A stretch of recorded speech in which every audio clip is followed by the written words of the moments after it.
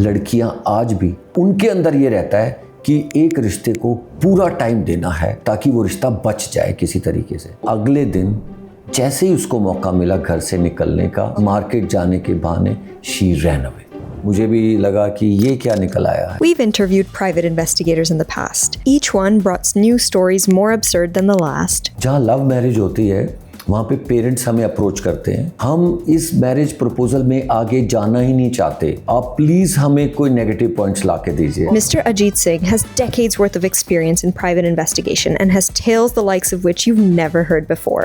शादियां होने लगी, जैसे ही चीजें गलत लगी कि भैया वो तो BA था पर उसने M लगा दिया अपने में, वो MBA हो गया। In today's Ask the Expert, we cover the intrigue, betrayal, the secrets that are rampant in marriages in India. मेरी टीम सबसे पहले शॉक हुई एक केस में, और जब वो लड़की खुद इन्वेस्टिगेट करा रही थी, वो आई और 15 दिन बाद उसकी शादी थी। मैंने उसके सामने रिपोर्ट रखी तो उसके आंसू ही नहीं रुके। We discovered things I didn't even know people could hide. उस लड़की ने जब नोटिस किया था कि कोई भी प्यार मोहब्बत की बातें नहीं कर रहा है, उसको डाउट हुआ कि वो लड़का गे है। तो हमने चेक किया, वो अपने एक फ्रेंड के साथ ही घूमता रहता था। We hear of families asking for dowry merely masked as something else. आज भी फैमिलीज बात करती हैं आपस में कि भाई मैरिज का आपका बजट क्या है। जो मैच भी है वो बजट के हिसाब से देखा जाता है। Oh, marriage budget compatibility. Yes. This episode is completely new territory and I for one am on the edge of my seat. Live in का ट्रेंड है तो लिव इन से शादी करो ना, जिसके साथ लिव इन में रह रहे हो। What's that?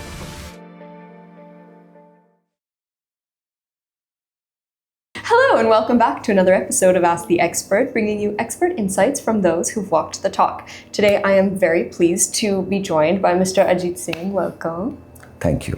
It's a pleasure. Give us some insight into what is matrimonial investigation. ज़्यादातर लोग किस लिए प्री-मैरिटल इन्वेस्टिगेशन कराते हैं? प्री मैरिटल इन्वेस्टिगेशन इसलिए ज़्यादा इम्पॉर्टेंट हो गई है क्योंकि एक टाइम था, आज से 30 साल पहले, 40 साल पहले, कोई ना कोई किसी को रेफ़र करता था कि आप यहाँ चले जाओ, इनको मिल लो, इनका बेटा है, इनकी बेटी है। तो जैसे जैसे मैरिजेस में प्रॉब्लम आने लगी, इन लोगों ने पीछे हटना शुरू कर दिया, क्योंकि आप अगर किसी को अलायंस करा रहे हो तो आपको कोई अच्छा बोलने नहीं आएगा बाहर, अरे सर बहुत अच्छा आपने दिया, नहीं नहीं वेरी गुड वेरी गुड।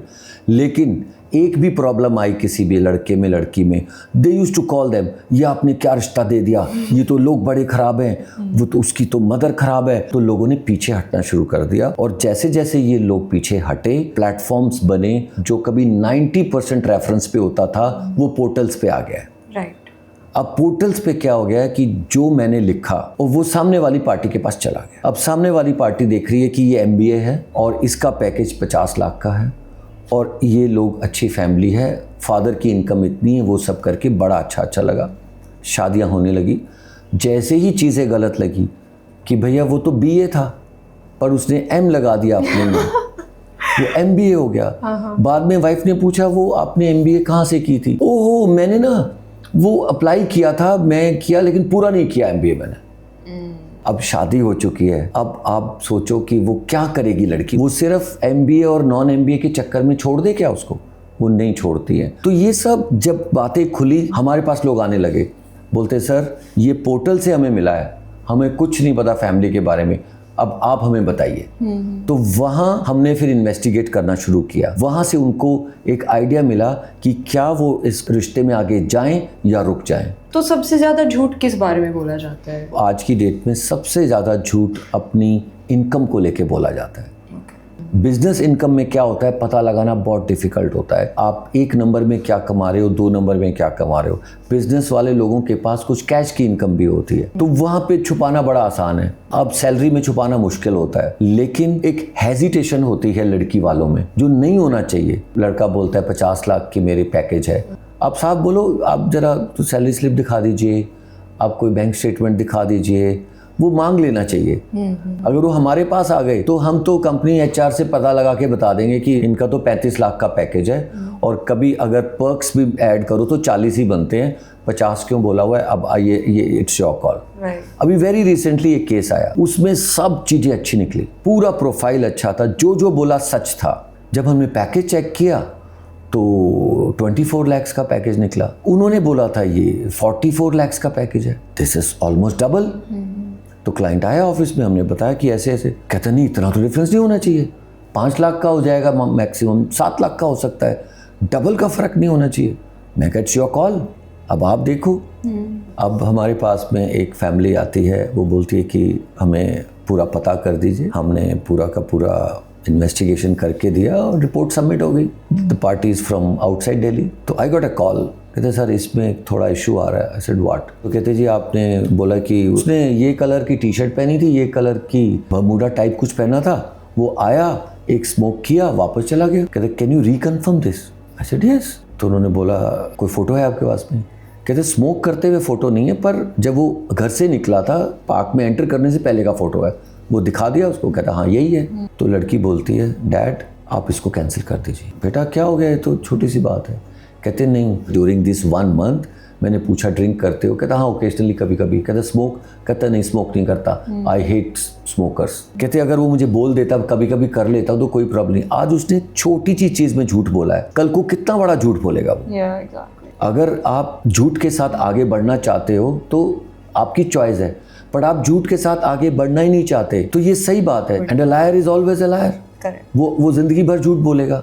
एक बंदे की ट्रू कलर्स नजर आ जाते हैं। करेक्ट। काफ़ी केसेस में हमारे पास आया है कि लड़की ऑलरेडी घर पे रह रही है, सेपरेशन चल रहा है या कोई डिस्प्यूट चल रहा है हस्बैंड से, but they try to hide it. वो कहते हैं कि नहीं वो आई हुई है, मिलने आई हुई है आजकल, उसके बच्चे भी घर में घूम रहे हैं, जबकि उनका डिस्प्यूट चल रहा है। तो ये कई केसेस में हमें मिला और हमने बताया उनको, तो उन्होंने कहा ये तो झूठ बोला। उन्होंने सच भी बोल सकते थे कि देखो थोड़ा सा दिक्कत चल रही है, अभी लड़की हमारे पास है, हम लोग ट्राई कर रहे हैं कि कोई रेजोल्यूशन निकल जाए, आपस में कुछ हो जाए, पैचअप ये वो, बट वो छुपाते हैं इस बात को।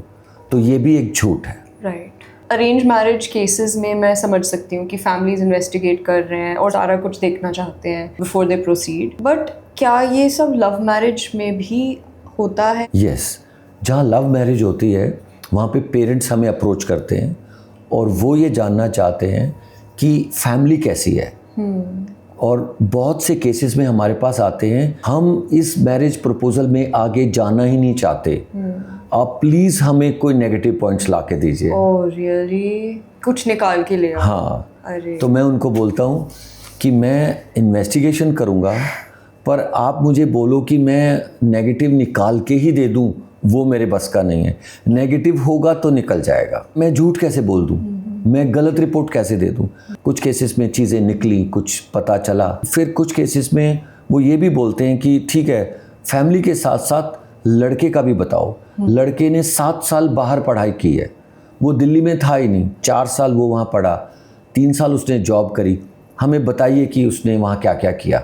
फिर वो कुछ चाहते हैं कि करंट का भी हमें पता लगना चाहिए, अभी उसकी हैबिट्स क्या क्या हैं लड़के की, अगर वो ड्रिंक करता है तो किस लेवल पे करता है, अगर वो स्मोकर है तो किस तरह का स्मोकर है, क्या मेरी बेटी के अलावा भी कोई पैरेलल उसका रिलेशनशिप चल रहा है क्या। तो वो लोग कॉन्फिडेंट नहीं होते हैं कि बेटी ने जो चूज किया है, जिस पे बेटी एडमेंट है, क्या वो ठीक है। क्या कोई ऐसा केस आया है आपके पास जिसमें आपने इन्वेस्टिगेशन करने के बाद आप वाकई में शॉक हो गए? मेरी टीम सबसे पहले शॉक हुई एक केस में, उन्होंने हमें बताया कि सर ये है, मुझे भी लगा कि ये क्या निकल आया है पूरा का पूरा। और जब वो लड़की खुद इन्वेस्टिगेट करा रही थी, वो आई और 15 दिन बाद उसकी शादी थी, मैंने उसके सामने रिपोर्ट रखी तो उसके आंसू ही नहीं रुके। ऐसा क्या हुआ था? जो जॉब उस लड़के ने बताई थी वो गलत थी, जो घर उसने बताया वो गलत था, जो उसने अपना फाइनेंशियल स्टेटस बताया वो गलत था, जिस गाड़ी में वो मिलने आता था वो उसकी नहीं थी। What?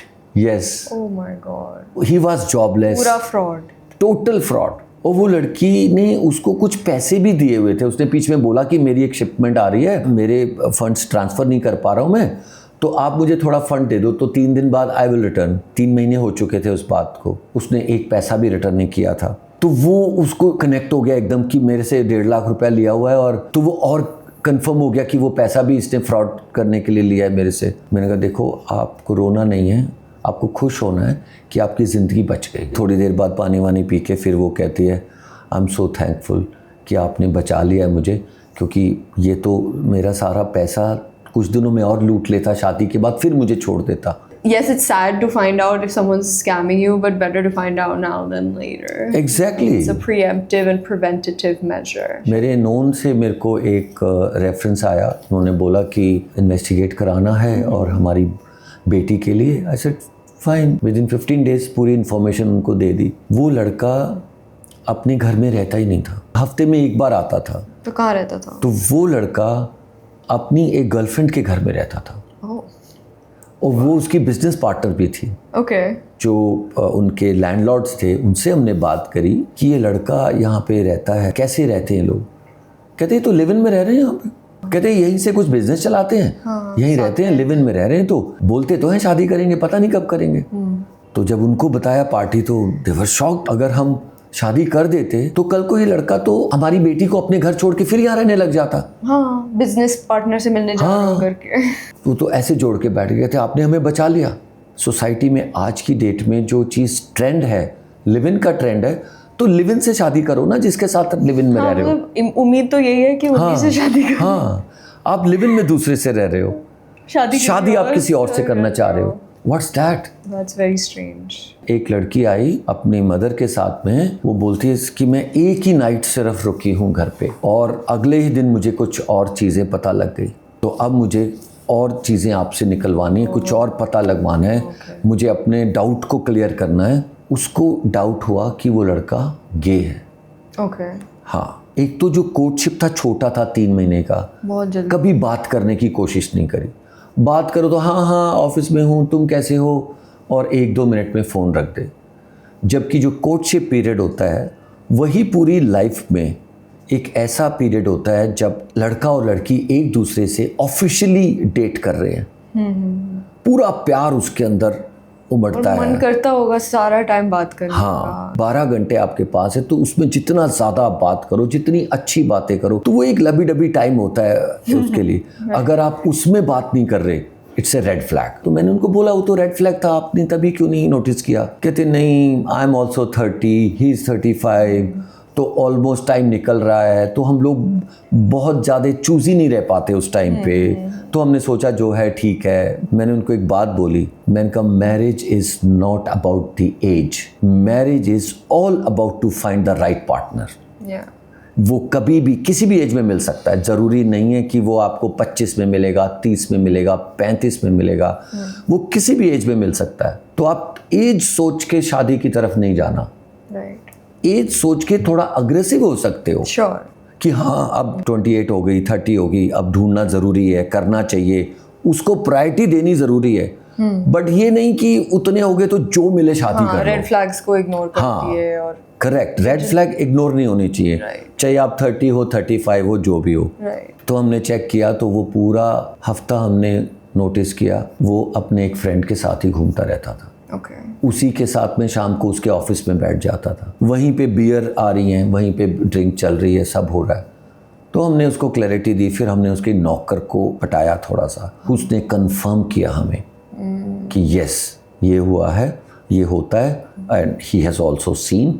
वो कहता है मैं खुद यहाँ नौकरी नहीं करना चाहता, बिकॉज हमारी सोसाइटी ने अभी इसको एक्सेप्ट नहीं किया है। उस लड़की ने जब नोटिस किया था कि कोई भी प्यार मोहब्बत की बातें नहीं कर रहा है, कोई इमोशनल कनेक्ट बना ही नहीं उसका 3 महीने में, और when he met on the first night he tried unnatural sex, तो वो अगले दिन जैसे ही उसको मौका मिला घर से निकलने का, मार्केट जाने के बहाने, शी रैन अवे। एक और मैरिज के अंदर उन्होंने हमारे से प्री मैरिज वेरिफिकेशन कराई थी, जो कुछ लिमिटेड पॉइंट्स पे हमने की और report they the. They came back after 8 months because the girl returned to the house after 8 months. और 8 महीने के उस पीरियड में वो शादी कंज्यूमेट ही नहीं हो पाई। There was no physical intimacy between the boy and the girl. Honeymoon पे जब गया लड़का तो वो रूम के अंदर नहीं जाता था, बैल्कनी में ही बैठा रहता था। वहीं पे खाना मंगा लिया, बैल्कनी में बैठे हैं, रात को 12 बज गए, 1 बज गया। लड़की ने बोला चलो अंदर, तो बोलता है नहीं अभी यहीं अच्छा लग रहा है, मौसम बहुत अच्छा है, ये अच्छा है, तू जा सो जा। तो पूरे 15 दिन के हनीमून में वो लड़की अकेली जाके सो जाती थी और लड़का बाहर ही बैठा रहता था। तो जब 8 महीने तक कुछ नहीं हुआ तो वो हमारे पास आए, फिर हमने इन्वेस्टिगेशन की तो वो क्लैरिटी आ गई कि ये लड़का तो गे है। हमने लड़की को बोला आपने 8 महीने क्यों लगाए, आप तो 8 दिन के बाद भी आ सकते थे, 2 महीने के बाद, 1 महीने के बाद भी आ सकते थे। पर हमारे समाज में क्या है ना, लड़कियां आज भी कितनी भी पढ़ लिख जाएं, पर उनके अंदर ये रहता है कि एक रिश्ते को पूरा टाइम देना है ताकि वो रिश्ता बच जाए किसी तरीके से। राइट। आज भी उनको ये लगता है कि शादी तो एक ही बार होती है। लड़कों में ये बात नहीं है, वो कोई भी कमी लड़की में देखता है तो वो बोलता है कि नहीं यार ख़त्म करते हैं इसको। हमारे पास लड़के वाले भी आए हैं जहाँ पे लड़की इमोशनली नहीं हो पा रही है इन्वॉल्व लड़के से, 2 महीने निकल गए, 4 महीने निकल गए, ये इमोशनल कनेक्ट ही नहीं बन रहा है इस लड़की का, तो वो हमारे पास आते हैं कि क्या प्रॉब्लम है। तो फिर हम इन्वेस्टिगेट करते हैं और ऐसी इन्वेस्टिगेशन में 2 तरह की चीज़ें निकल के आती हैं। पहली ये निकल के आती है कि जो दोस्ती उसकी शादी से पहले जिस भी लड़के के साथ थी वो उसको भुला ही नहीं पा रही। फैमिली के प्रेशर में उसने शादी कर ली, बिकॉज फैमिली नहीं चाहती थी कि उसकी उस लड़के के साथ शादी हो, क्योंकि वो इंटरकास्ट था। तो बोलते कि नहीं वो छोटी कास्ट है, छोटी जाति है, हम नहीं शादी करेंगे। तो लड़की ने उनकी बात मान ली, लेकिन वो दिल से उसको निकाल नहीं पा रही थी। वो उसके साथ फिर भी बातें करती थी। तो वो जब तक वहाँ से टच ख़त्म नहीं होगा वो अपने हस्बैंड से कैसे टच कर पाएगी। तो किसी भी मैरिज में 3 तरह की चीज़ें बहुत इंपॉर्टेंट होती हैं। 1 इज़ इमोशनल कनेक्ट। तो जब तक आपके पार्टनर के साथ आपका इमोशनल कनेक्ट नहीं बन जाता है तब तक आपकी लाइफ आगे नहीं बढ़ेगी। Number 2 is financial connect. अगर लड़की के साथ में फाइनेंशियल कनेक्ट नहीं बन रहा, लड़की की सैलरी उतनी ज़्यादा नहीं है आज की डेट में कि वो जो भी उसके स्टैंडर्ड ऑफ लाइफ है उसको मीट कर सके, तो लड़का उसको सपोर्ट करता है। और कुछ केसेस में लड़कियां काम करना भी बंद कर देती हैं फॉर ए इनिशियल पीरियड कि भाई शादी हो गई, अब 1 आध साल काम नहीं करना या इस तरह से करके, तो भी उनको फाइनेंशियल सपोर्ट चाहिए। तो जहाँ वो सपोर्ट हस्बैंड से नहीं मिलती है वो एक डिस्कनेक्ट आ जाता है। तीसरा सपोर्ट है फिजिकल कनेक्ट। तो जिस भी मैरिज में अगर एक फिजिकल कनेक्ट नहीं है, फिजिकल इंटीमेसी नहीं है, तो वो भी एक डिस्कनेक्ट आ जाता है।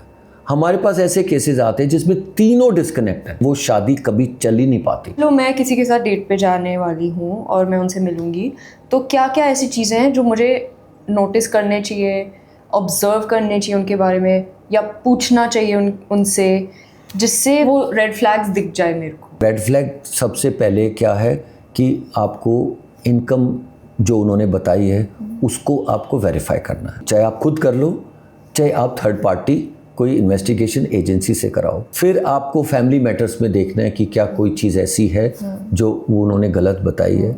आजकल लोग प्रॉपर्टीज़ को भी बोल देते हैं, एक हमारी प्रॉपर्टी ये है, एक हमारी प्रॉपर्टी वो, एक हमारी प्रॉपर्टी वो सब चीज़ें भी बोल देते हैं। तो वो भी आपको वेरीफाई करनी है। अगर एजुकेशन उन्होंने बताई है तो आप बोल सकते हो क्लियरली कि आपने वो फलानी जगह से करी है, तो आप मेरा भी सर्टिफिकेट देख लो, अपना भी दिखा दो। ये अच्छा तरीका है कि मैं सामने से दिखा रही हूँ, आप भी दिखा दो। हाँ, एक और पॉइंट है, जब अगर आप रीमैरिज कर रहे हो तो आपकी भी सेकंड मैरिज है, सामने वाले की भी सेकंड मैरिज है, तो आप सबसे पहले अपना डिवोर्स का जो आपका सर्टिफिकेट है वो आप शेयर करो सामने वाले से कि ये मेरी है, अब आप भी शेयर करो। अभी एक केस आया तो उन्होंने बोला हमें सब अच्छा लग रहा है, वो लड़की बेचारी 2 महीने के अंदर ही उसका सेटलमेंट हो गया था, दूसरी पार्टी बहुत गलत लोग थे, उन्होंने कोई एलिमनी भी नहीं दी, इन्होंने भी नहीं ली, मामला खत्म हो गया है। पर हम आपके पास इसलिए आए हैं कि उसकी फैमिली में एक उनका थर्ड पार्टी है कोई जो उनका रिलेटिव नहीं है, उसकी इन्वॉल्वमेंट बहुत है वहाँ पे। तो वो क्यों है वो हमें जानना है। जब हमने इन्वेस्टिगेशन स्टार्ट करी तो हमें पता चला कि वो तो 1-1.5 साल के बाद उसका सेटलमेंट हुआ था। तो हमने पार्टी को बताया, मैं कहा जो आपका क्वेश्चन है वो तो हम कर ही रहे हैं। देन से सेड कि ठीक है, आप थोड़ा इसको और बढ़ाइए अपने इन्वेस्टिगेशन के पैरामीटर को, और ये भी पता करिए कि 1.5 साल था तो क्यों था। हमने उनको बोला कि अब आप इनको बोलो कि हमारी डिवोर्स की डिग्री ले लो, अपनी भी दे दो, बिकॉज ऐसे ओपन केस होता है तो हम ढूंढ नहीं सकते कि कौन सी कोर्ट में केस लगा होगा, क्या लगा होगा। जब डिग्री उनके पास आ गई तो हमने केस नंबर हमें मिल गया, तो हमने केस नंबर के थ्रू कोर्ट में जाके पता कर लिया कि क्या मैटर था। वो सारी फाइल पढ़ के हम वापस आ गए। 55 लाख रुपए इन्होंने सेटलमेंट में लिए थे, 1.5 करोड़ मांगा गया था, 55 लाख में सेटलमेंट हुआ था। फिर हमने बताया कि वो लड़का इस लड़की से बहुत क्लोज है जो थर्ड पार्टी जो है, तो कहीं ना कहीं उसकी इन्वॉल्वमेंट है उस लड़की के साथ। तो इन्होंने फिर उसको दी एंड कर दिया कि यहाँ पर हम नहीं कर सकते, बिकॉज एक रेड फ्लैग वो लेके आए थे, 2 निकले। राइट। क्या आज भी लोग दहेज मांग रहे हैं? जो लड़कियां पढ़ लिख गई हैं और जो लव मैरिज में हैं वो कोशिश करती हैं अपनी फैमिली को बोलने के लिए कि भाई हमें इस मैटर पे बात नहीं करनी है। राइट। तो कहीं ना कहीं उनकी बात सुनी भी जाती है। कुछ ऐसे भी हैं हमारे जहाँ पर आज भी वो फैमिलीज बात करती हैं आपस में, बच्चों को इस मैटर पे बात नहीं करने दिया जाता कि भाई हम मैरिज कैसी करेंगे और मैरिज का आपका स्कोप क्या है और बजट क्या है। They start with the budget कि आपका 3 करोड़ का बजट है या 5 करोड़ का है या 8 करोड़ का है, वो बजट से स्टार्ट करते हैं। तो जो मैच भी है वो बजट के हिसाब से देखा जाता है। Oh, marriage budget compatibility. Yes, तो the first thing which they see is budget. Right. कि अगर ये 3 से 5 करोड़ के बजट में आ रहे हैं तो चलो इनसे बात करते हैं। तो फिर वो देखते हैं अब लड़की ने कितना पढ़ा लिखा है, लड़के ने क्या किया हुआ है, जो कि सबसे प्रायोरिटी ये होनी चाहिए कि भाई उनकी पढ़ाई लिखाई क्या है। जो आज की डेट में बच्चों को पसंद नहीं है वो कुछ कर नहीं सकते उसके लिए, क्योंकि फैमिली इतनी बड़ी है, फैमिली आपस में बात करती है, फिर वो डिसाइड करती है कि अच्छा आपका 5 का है तो ठीक है, वेन्यू पे आप 2 करोड़ खर्च करेंगे, 2 करोड़ आप खर्च करेंगे ज्वेलरी पे और 1 करोड़ आप खर्च करेंगे गाड़ी पे। This is fine. तो वो उनकी सेटलमेंट हो गई है। वो वैसे ही होता है, एक मर्सिडीज कार आ गई है और अच्छी खासी ज्वेलरी आ गई है और फिर वो एक हाई क्लास एक वेन्यू बुक हो गया है, तो वहाँ पर इस तरीके से वो शादी 5 करोड़ की हो गई है। दहेज एक वेडिंग बजट के अंदर आ जाता है। हाँ, कैश नहीं चलता आज की डेट में। कुछ टिपिकल अगर कोई बनिए हैं तो शायद वो कहते हैं कि ठीक है इतना आप दे देना। वो बच्चों को नहीं बताते फिर, बिकॉज बच्चे मना करते हैं आज की डेट में, उनको नहीं चाहिए दहेज। अच्छी बात है, क्योंकि वो सारे खुद ही वेल सेटल्ड हैं, उनकी अच्छे अच्छे पैकेजेस हैं। तो वो तो कहते हैं हमें तो शादी के बाद आपके पैसे भी नहीं चाहिए। आपने अगर 5 प्रॉपर्टी बनाई हुई हमें नहीं चाहिए, हम अपने पैसे से अपना घर लेंगे, अपनी EMI देंगे, वो सब करेंगे। तो उनको एक इंडिविजुअलिटी भी चाहिए कि भाई वो माँ बाप के पैसे से हम कर रहे हैं, अब वो नहीं चाहिए उनको आज की। पर वो माँ बाप जो पुराने ज़माने से चले आ रहे हैं वो कहते नहीं हम तो इस हिसाब से ही चलेंगे, हम तो नहीं कर सकते।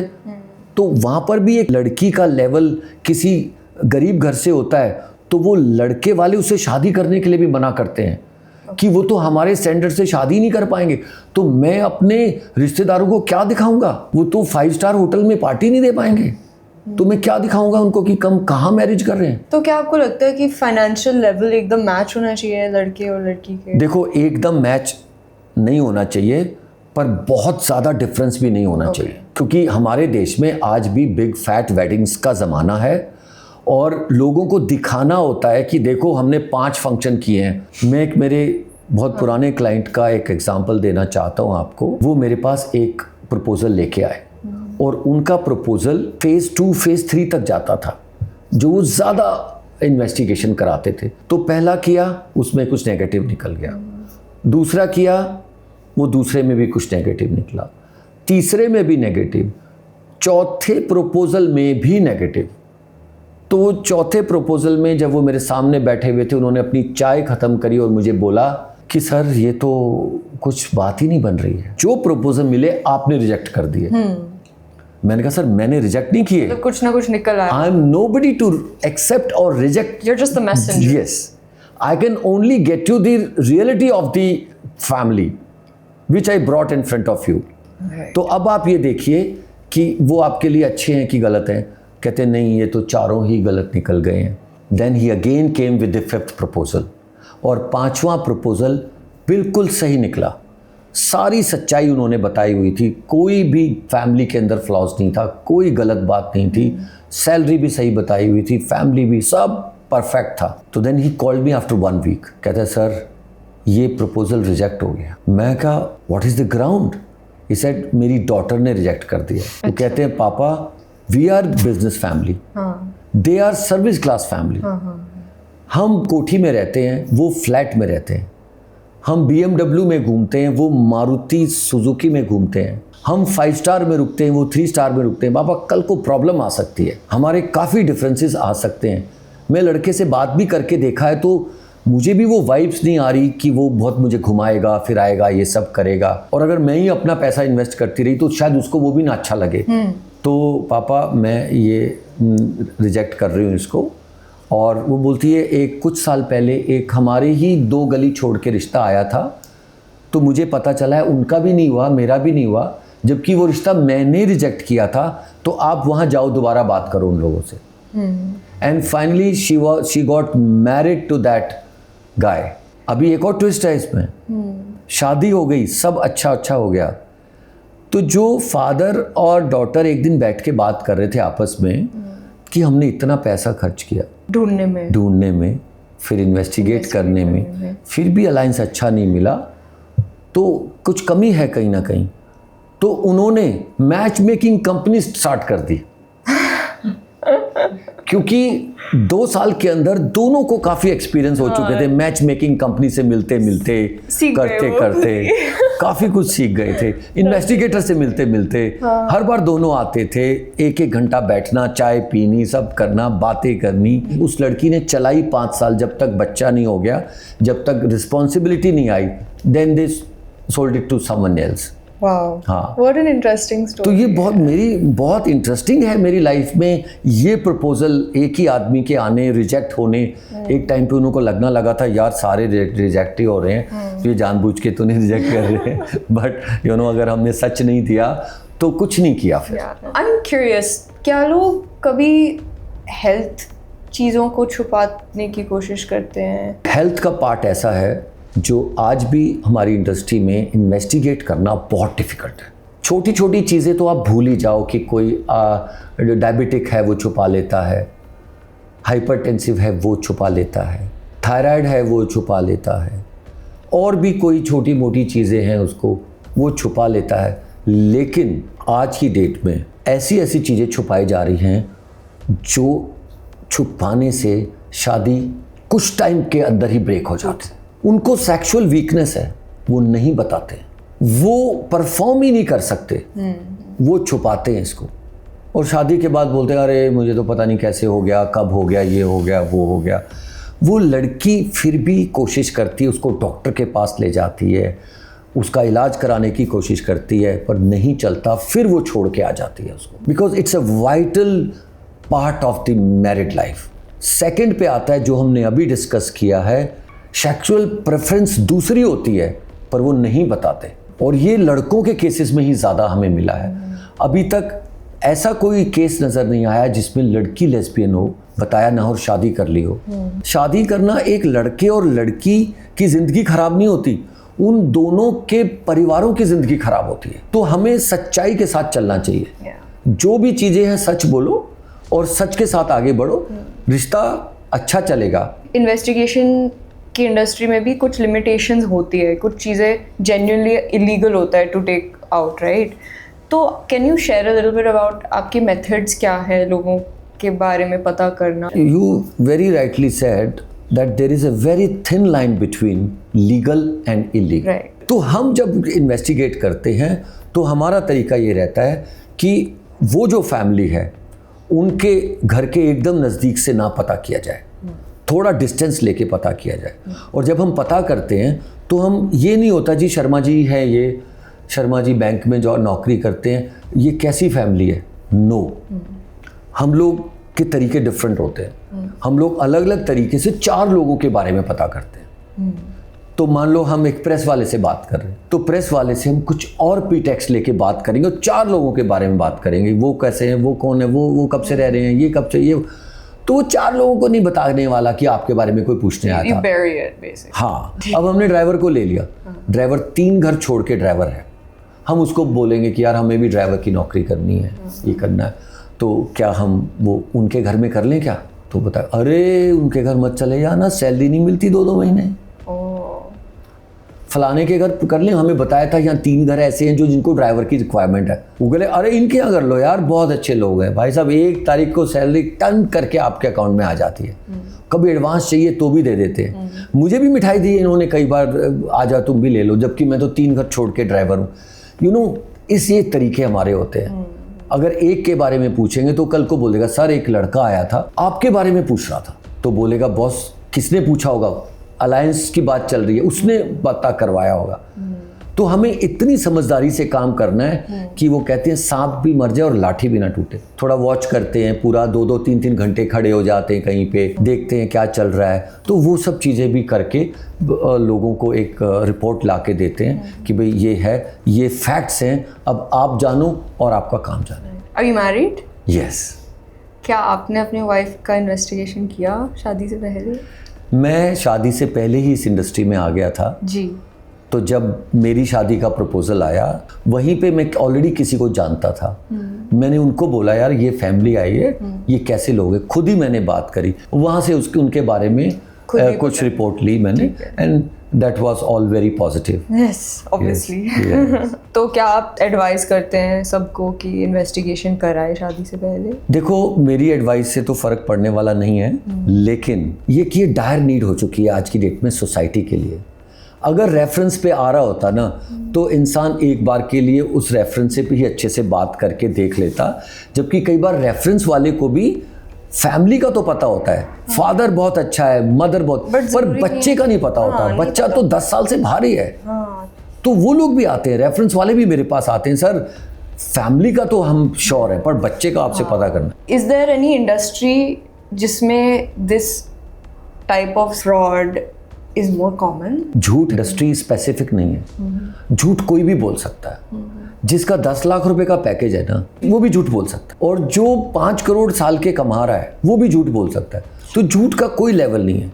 इसके लिए आपका किसी भी इंडस्ट्री में होना कोई वैरी नहीं करता कि भाई ये लोग ज़्यादा झूठ बोलेंगे, ये लोग कम झूठ बोलेंगे। Core values of a human being, जहाँ पे वो पला बड़ा है, माँ बाप ने क्या परवरिश करी है, वो सब चीज़ें ज़्यादा मैटर करती हैं। That was all my questions that I had for today. Great. Thank you so much for coming. It's a pleasure. बहुत अच्छा लगा। आई एम श्योर हमारे ऑडियंस को भी बहुत फ़ायदा हुआ आपकी सारी स्टोरीज़ और केस स्टडी सुनने से। तो लास्टली मैं ये कहना चाहता हूँ कि जल्दबाजी किसी चीज़ में नहीं होनी चाहिए। चाहे आप अपने अफेयर में भी हैं, चाहे आप माँ बाप की पसंद से शादी का प्रपोज़ल आया है, इसमें जल्दीबाजी नहीं होनी चाहिए। आप इसको तसल्ली से 2 महीने, 4 महीने, 6 महीने लगा के अच्छे से एक दूसरे को समझ के तब आप शादी के लिए आगे बढ़ें, और वही एक सीख है, वही एक एडवाइस है। Thank you so much for watching another episode of Ask the Expert. If you enjoyed this video, do be sure to hit subscribe, share it with your friends, and we'll see you in the next one. Bye!